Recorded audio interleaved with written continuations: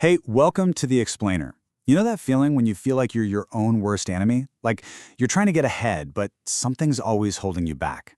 Well, today we're going to dig into exactly why that happens, and even better, what you can actually do about it. So here's the game plan. We're going to unlock this powerful force that honestly you might not even know is there. First, we'll meet this genie inside all of us. Then we'll look at the battle happening between your conscious and subconscious mind. After that, we get to the real juicy stuff, the beliefs that are basically running your life on autopilot. And finally, we'll talk about how to rewrite that script so you can build a genuinely happy, balanced life. All right, let's jump right in. This first idea is what we're calling the genie within. And to really get what that's about, we've got to start with a question. And I have a feeling this one is going to hit home for a lot of you. I mean, it's just so frustrating, right? You set a big goal, you put in the hours, you hustle, but it feels like you're hitting a brick wall. And what's really wild is that, according to the material we're looking at, the problem isn't out there. It's not your boss or the economy. The real roadblock is somewhere inside your own head. Just let that sink in for a second. It's not that you need to work harder, it's that there's this invisible software, a program, running in the background that's dictating everything. This is a massive concept, so to make it super clear, there's a perfect analogy for it. Okay, get this. Your conscious mind, the part that says, I want to be successful or I want to be healthy, that's Aladdin. He's the one making the wishes. But the real muscle, the all-powerful force that actually makes things happen, that's the genie, and that's your subconscious mind. Now, here's the kicker. If Aladdin and the genie aren't on the same page, the wish doesn't get granted. It's that simple. And that leads us straight to the power struggle happening inside your head. So if you've got Aladdin and the genie in your head, who's really calling the shots? Well, let me tell you, it is not a 50-50 partnership. Not even remotely. Wow, okay, look at this. This chart says it all. That little voice in your head, the one you identify as you, that's your conscious mind. And it's only got about 10% of the power. Just 10%. The other 90%, the rest of that massive circle, that's your subconscious. It's the silent giant that's actually running the whole show. So let's break this down a bit. Your conscious mind is like the captain on a ship. It's logical, it analyzes stuff, it decides where to go. But your subconscious mind, that's the giant engine room. It's what actually provides the power to get there.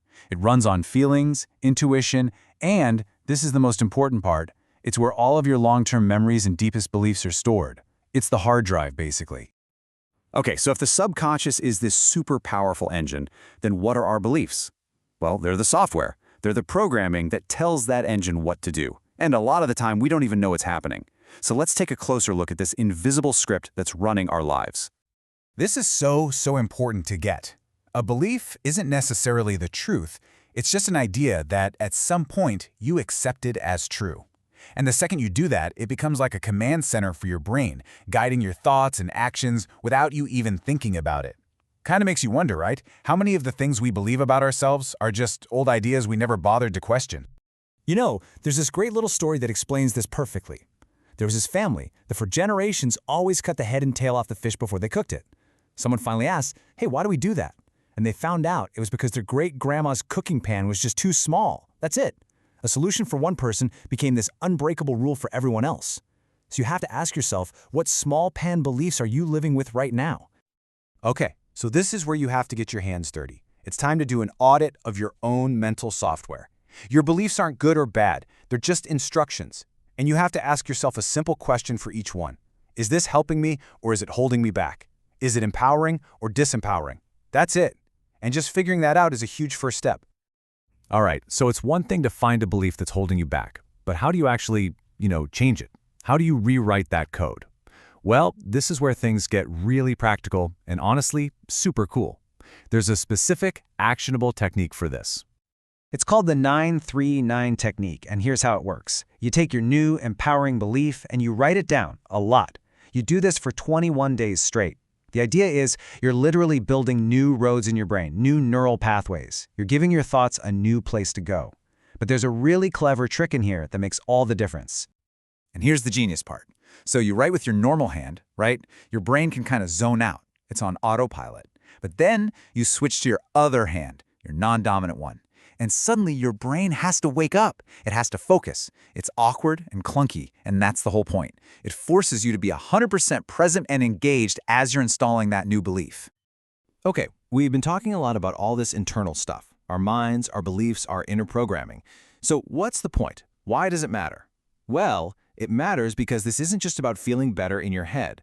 The whole goal is to see real, actual changes in your life, specifically in the 3 key areas that make up a happy life. And here they are: health, wealth, and relationships. Think of them like the 3 legs of a stool. You need all 3 to be solid and balanced for the stool to be stable. I mean, we all know people who chased wealth but lost their health, right? Or focused so much on a career that their relationships fell apart. It just doesn't work. You need all 3. And this is where it all comes back to you, back to Aladdin. It's your job to make the wish. You have to consciously decide that these 3 pillars are your priority, because your genie, your subconscious, will give you more of whatever you focus on. If you ignore your health, guess what? It's not going to get better on its own. It's an active choice every single day. So as we wrap this up, the real work is just beginning, and it starts with you. I want you to really think about your own life, your own invisible programming. If you could find and change just one limiting belief, one line of code that you know has been holding you back, what would it be? What's the one change that would make the biggest difference in your health, your wealth, or your relationships? Think about it, because your genie is ready and waiting for instructions.